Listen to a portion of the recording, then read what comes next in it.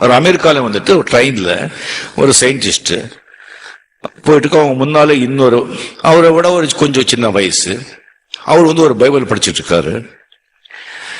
Scientist கேட்காரு, என்னப்பா நீ பண்றேன்னு சொல்லி, நான் என்ன வாட் ஆர் யூ டூயிங் சொன்னா, இப்போ படிச்சுட்டு இல்லை வாட் யூ ஆர் டூயிங் சொன்னா, சயின்டிஸ்ட் ஆஹா என்ன படிச்சுட்டு இருக்கேன், பைபிள் அப்படின்னு சொல்றாங்க. ஏன்பா அறிவு இருக்கு அவனுக்கு? இது வந்து சயின்டிபிக் யுகம், சயின்டிபிக் காலம். எங்கேயோ போயிட்டு இருக்கோம், நீ சயின்டிஸ்ட்னு சொல்ற.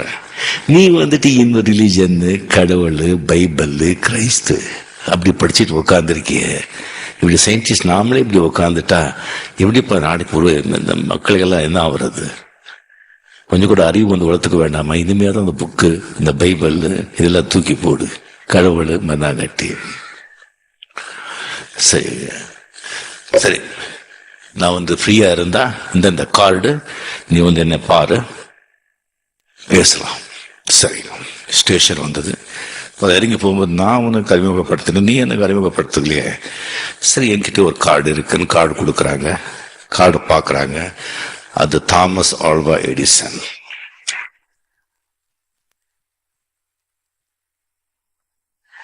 அந்த சயின்டிஸ்ட் இருந்துச்சுட்டு, சார் மன்னிக்கணும், நீங்க எனக்கு ஒரு அப்பாயின்மெண்ட் கொடுங்க, நான் வர்ற பார்க்கணும், வாங்க இந்த டைமுக்கு சொல்றாங்க. அந்த டைமுக்கு தாமஸ் ஆல்வா எடிசன் அவங்க லேபுக்கு இந்த சயின்டிஸ்ட் போறாங்க.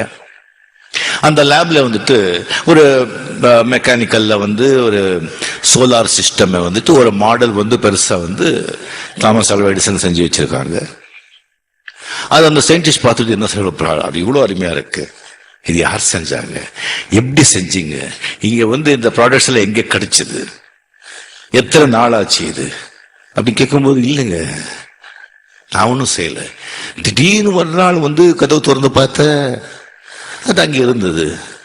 சார் தமாஷ் பண்ண வேண்டாம், நீங்க சொல்லுங்க, நிஜமாங்க ஒண்ணுமே கிடையாது, ஒன்றும் சார் திடீர்னு கதவு திறந்து பார்த்த ஒரு நாள் அது எல்லாமே அங்கே இருந்தது.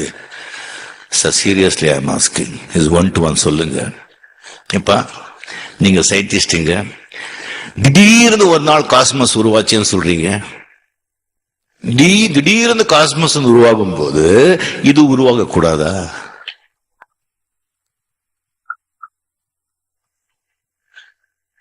Creation, where there is a creation there should be a creator. படைப்பு இருந்தா படைப்பாளி இருந்துதான் ஆகணும். Without a creator there is no creation.